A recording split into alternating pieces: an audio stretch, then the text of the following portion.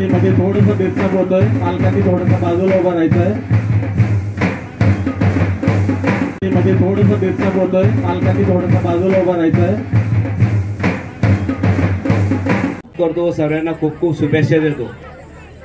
आम्ही सामाजिक क्षेत्रात राजकारण करत असताना संस्कृत सुद्धा ही फार जोड राजकीय संदर्भात जोडली गेलेली आणि मला वाटतं बऱ्याच वेळेला आम्ही आमच्या विद्यार्थ्यांचं जे टॅलेंट असेल अशा कार्यक्रमातून ते टॅलेंट दिसतं. मग ते लेझीपथम असेल, गायन असेल, वाद्य असेल, या माध्यमातून त्यांना एक चांगलं व्यासपीठ कसं उपलब्ध करता येईल तसं आमचे दीपक भाऊ परदेशी, विनोद भाऊ ढगे, खरं आम्ही त्यांना म्हटलं तर बहिणाबाई महोत्सवच्या माध्यमातून आपण करूया.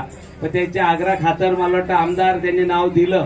पण आपण सर्व विद्यार्थ्यांना खूप खूप शुभेच्छा देतो.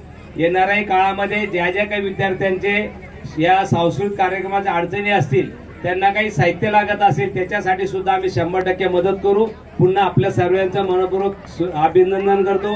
याच्यामध्ये काही विजयी पथक असतील, पण विजयी पथक असतील त्यांचं अभिनंदन करतो ज्यांनी सहभाग घेतला.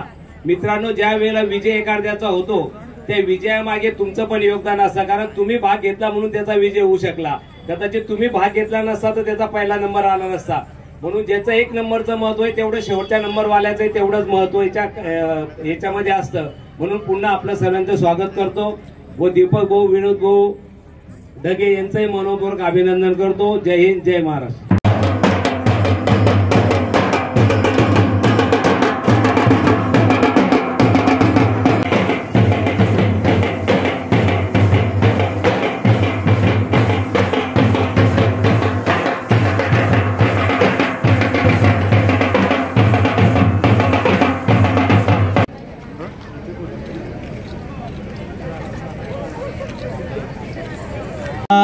आजच्या ढोल पथकाचे विजेत्या संघाचा सन्मान सोहळा. छत्रपती शिवाजी महाराज.